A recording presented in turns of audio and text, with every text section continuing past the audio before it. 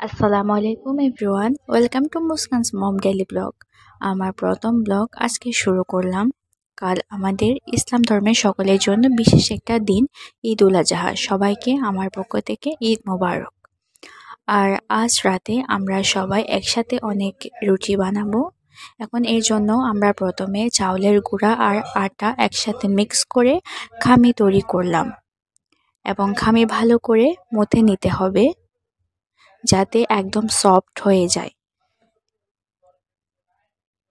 এখন এভাবে একটা রোলের মতো তৈরি করে পরিষ্কার সুতা দিয়ে কেটে নিতে হবে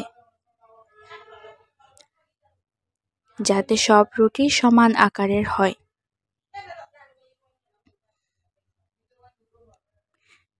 এসব দিনগুলির সাথে আমাদের ছোটবেলার অনেক স্মৃতি জড়িয়ে আছে। আগে দেখতাম আমাদের বাড়িতে সকলে একসাথে মিলে অনেক রুটি বানাতো সারা রাত ধরে। সেই দিনগুলির কথা মনে পড়ে যাচ্ছে। এখন আমরা রুটি বানানো শুরু করলাম। আসলে রুটি গোলাকার হওয়ার একটাই প্র্যাকটিস মাত্র।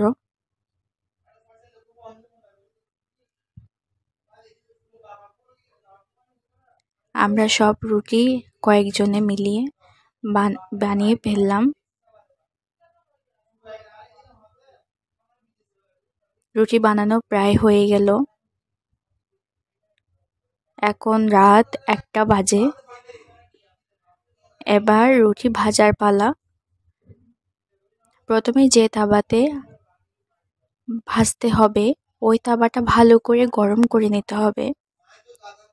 তারপর রুটি ভাজতে হবে। 2 থেকে 3 বার উল্টানোর পর রুটিগুলো ফুলে যাবে।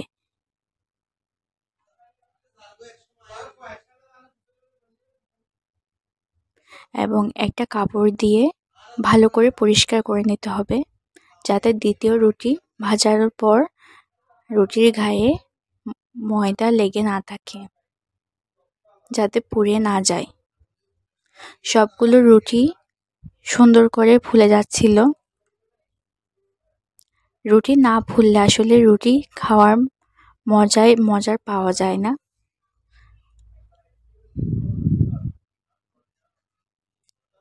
আমরা প্রায় 100টার মতো রুটি বানিয়ে ফেললাম।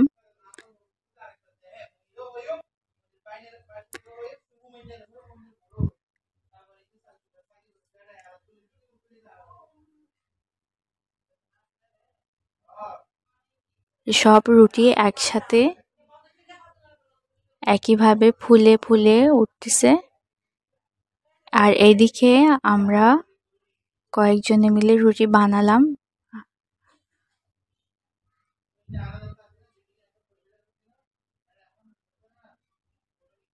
রুটি বানানো প্রায় শেষের দিকে।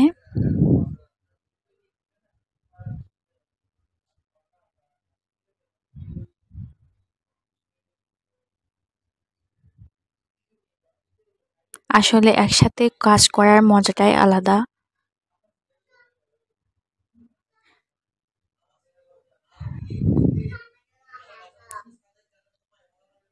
আমার ননাস আসছিল, আমার যা আছে, আমার ননদ আছে। আমরা সবাই একসাথে মিলেমিশে কাজ করলাম।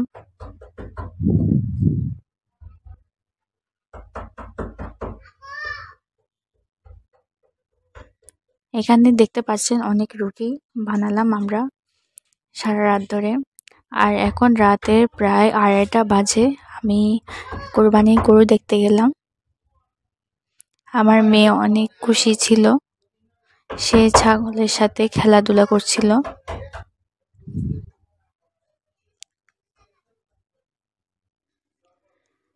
আমার মেয়ে অনেক খুশি ছিল।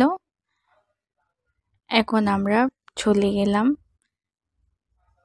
আলহামদুলিল্লাহ রাতটা সুন্দর করে কাটিয়ে নিলাম। এখন ভোর হয়ে গেছে, এখন ভোর 6টা বাজে।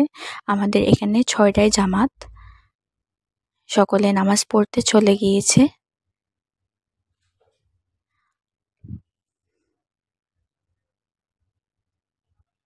আজকে সকালটা ভিন্ন। সকালে সাধারণত এত তাড়াতাড়ি ওঠা হয় না।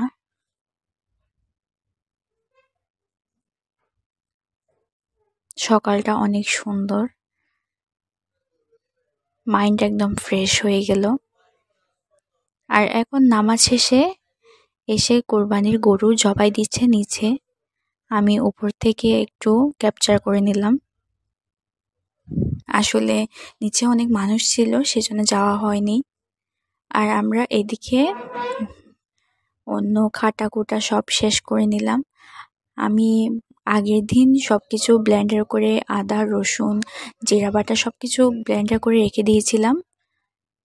এখন শুধুমাত্র পেঁয়াজ কুটেছি। আমরা এদিকে সব প্রিপারেশন নিয়ে নিলাম যাতে মাংস এসে ঢেলে রাখতে পারে।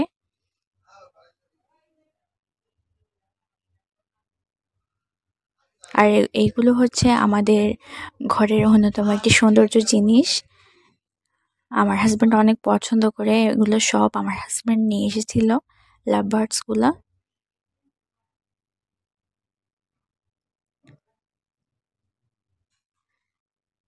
আসলে এসব জিনিস ঘরের সৌন্দর্য বাড়িয়ে দেয়। আর এই টপস গুলো সব মানে আমার শাশুড়ি আম্মার, উনি সব দেখাশোনা করে, রোজ পানি দেয়, প্রত্যেক দিন পরিচর্যা করে টপগুলার।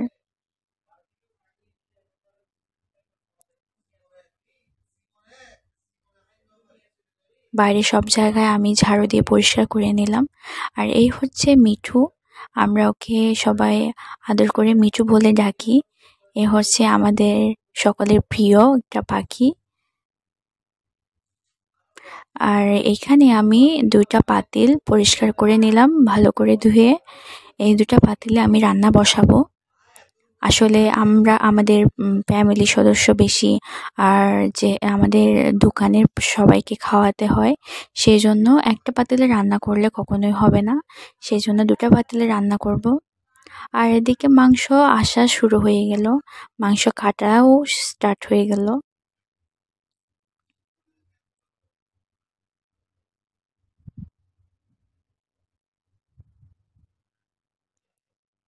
আর এদিকে আমার যাকে দিয়ে আমি পেঁয়াজ কুটে দিলাম। আর এরকম কতগুলি টি শার্ট কিনে অর্ডার দিয়েছে কোরবানির জন্য শুধুমাত্র। আর সবাই মাংস কুটতে বসে গেল, মাংস নিচ থেকে আসতেছে। আর আসলে মাংস গরুর কাজ, গরু ছোলা কাটা সবগুলো আমরা নিচেই করি। নিচে আমাদের বিল্ডিংয়ের নিচে নিচে অনেক বড় স্পেস আছে, ওখানেই সকলে কাটাকুটোগুলো করে বেশি। আর আমার মেয়েও রেডি হয়ে গেল। আমার মেয়ে সকাল সকাল উঠেও সে তো অনেক খুশি। সে মনে করেছে এখনো গরু দেখতে পারবে সে। প্রত্যেকদিন আসলে সকালে উঠেই সে গরু দেখতে চলে গিয়েছিল। আজকেও মনে করতেছে সে গরু দেখতে যাবে। সে অনেক হ্যাপি। সকালে উঠে নতুন জামা কাপড় পরে একদম রেডি। আর দেখতে পাচ্ছেন মাংস আসতে আছে। এখন আমি মাংস এখানে 20 কেজির মতো ধুয়ে নিলাম, 2টা পাতিলে বসাবো।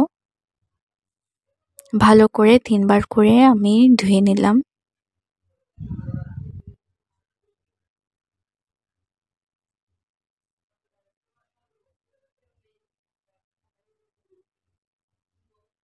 আসলে মাংস অত বেশি ধোয়ার দরকার নেই।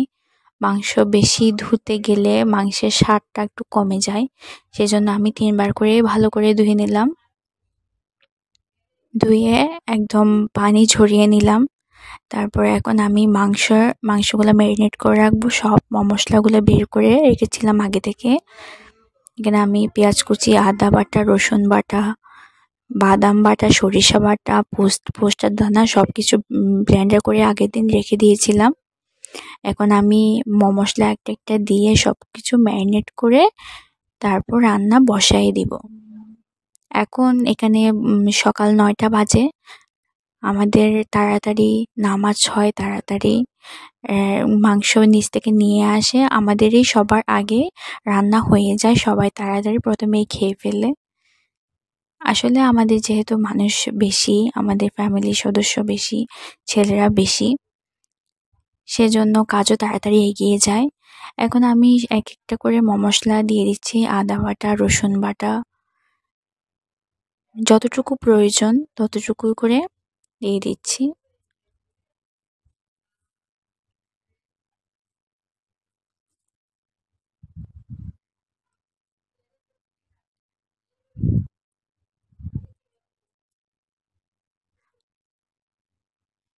আসলে প্রথমবারের রান্নাটা একটু স্পেশাল হয়, একটু স্বাদও বাড়তি থাকে। আমি সবকিছু পরিমাণ মতো দিয়ে দিলাম।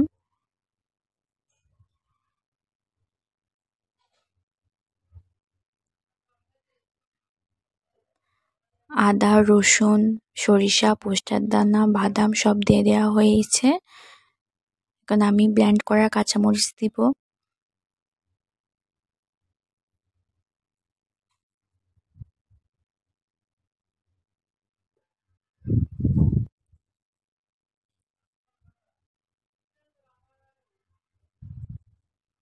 আর সেই সাথে মশলা দিয়ে দিচ্ছে ধনিয়ার গুঁড়ি, হলুদের গুঁড়া, লাল মরিচের গুঁড়া, জিরার গুঁড়া আর গরম মশলা, এলাচ, লং, দারচিনি, তেজপাতা এগুলো সব একসাথে দিয়ে ম্যারিনেট করে, যা আমি পরে আর কোনো মশলা দিই না, সব কিছু একসাথে মিক্স করে রান্না বসিয়ে দিই।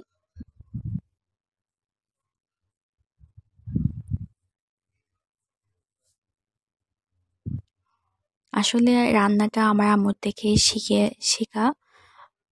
আমার আম্মুর প্রত্যেকের মার রান্নাই মজা লাগে, মার হাতে রান্নায় অন্যরকম স্বাদ লাগে, কিন্তু আমি আমার আম্মু বলে বলতেছি না, আমার আম্মুর রান্না মাশাআল্লাহ অনেক মজা হয়, অনেক সবাই অনেক পছন্দ করে। এখন আমি সবসময় চেষ্টা করি আমার আম্মুর মতো করে রান্না করতে, আমার আম্মুকে সবসময় ফলো করি। আমি যেটা বুঝি না সেটা আমার আম্মুকে ফোন দিয়ে জিজ্ঞেস করে নিই যে আম্মু এটা রান্না করব, কী রকম করে রান্না করা যায়।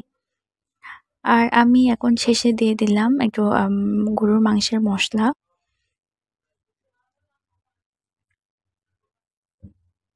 আমি আপনাদের সবকিছু দেখিয়ে দিচ্ছি আমি কতটুকু পরিমাণের মশলা দিয়ে দিচ্ছি। আর সয়াবিন তেল দিয়ে দিলাম। সয়াবিন তেল বেশি দিই নাই, কারণ ওখানে একটু চর্বির পরিমাণ ছিল, সেজন্য তেল একটু দেখে দিয়েছি, না হলে তেল বেশি হয়ে যাবে, স্বাদটা একটু তৈলাক্ত লাগবে, সেজন্য বেশি দিই নাই। আর এখন আমি গরম মশলা দিয়ে দিলাম আর সামান্য সরিষার তেল দিয়ে দিলাম। একটু মাখা মাংসতে সরিষার তেল না দিলেই হয় না। এখন আমি ভালো করে মশলাগুলো মাংসের সাথে ভালো করে মিক্স করে নিব।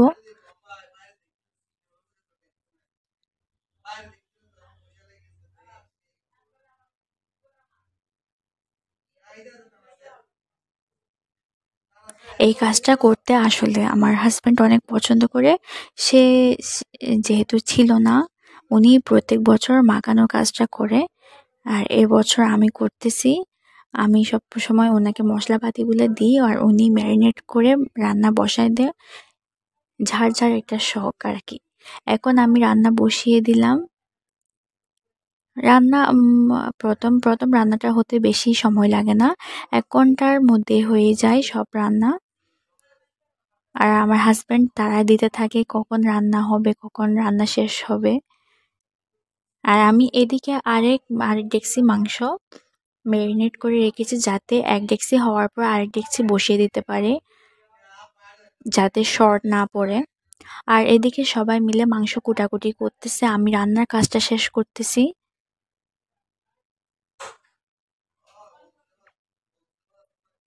আর আমার হাজব্যান্ড আসার পরে ওরা মাংস সমান করে ভাগ করে ঘরেরগুলো ঘরে রেখেছে, আর যাদেরকে দেয়া দরকার আমার ননদদের বাড়িতে পাঠিয়েছে। তারপর ওনার বন্ধু বান্ধব আর আত্মীয় স্বজন যাদেরকে দেওয়া দরকার তাদেরকে সবাইকে সমান করে ভাগ করে দিয়ে দিয়েছে।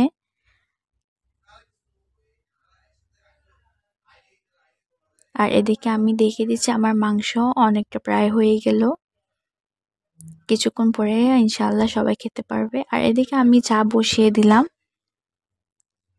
আসলে নিচে দোকানে ছেলেরা কাজ করতেছে, তাদেরকে দিতে হবে। আর এদিকে আমার মাংস রান্না শেষ। এখন আমি শেষ হওয়ার সাথে সাথে আমার ননাস ছোটরার জন্য পাঠিয়ে দিয়ে দিচ্ছি। এদিকে আমি কিছু প্যাকেট ময়দার রুটি ছেঁকে নিচ্ছি। এগুলা বানানোর রুটি ছিল, আমার দেবর এনেছে। সে যেহেতু চাউলের রুটি পছন্দ করে না, তাকে আমাকে বলেছে যে ময়দার রুটি গরম করে দিতে। আসলে এই রুটিটা অনেক ভালো ছিল। এদিকে আমি অন্য আরেকটা পাতিলে মাংস বসিয়েছি। আমার মাংস রান্না আরেকটা পাতিলের হয়ে গিয়েছে প্রায়। এখন আমি সবাই খাওয়া শেষ হয়ে গেছে, এখন আমি শেষে খেতে বসলাম। মাশাআল্লাহ অনেক ভালো হয়েছে, অনেক টেস্ট হয়েছে, আর সবাই আমার অনেক প্রশংসা করেছে। আলহামদুলিল্লাহ, আমার কষ্ট সার্থক হয়েছে, আমি ব্যর্থ হইনি। আর এখন সন্ধ্যাবেলা হয়ে গিয়েছে। আজকে সারাদিন আলহামদুলিল্লাহ অনেক ভালো কাটলো। আমি যেরকমটা চেয়েছি সেরকমটাই হলো। এখন সন্ধ্যাবেলা একটু আমরা সবাই চা খেতে বসলাম।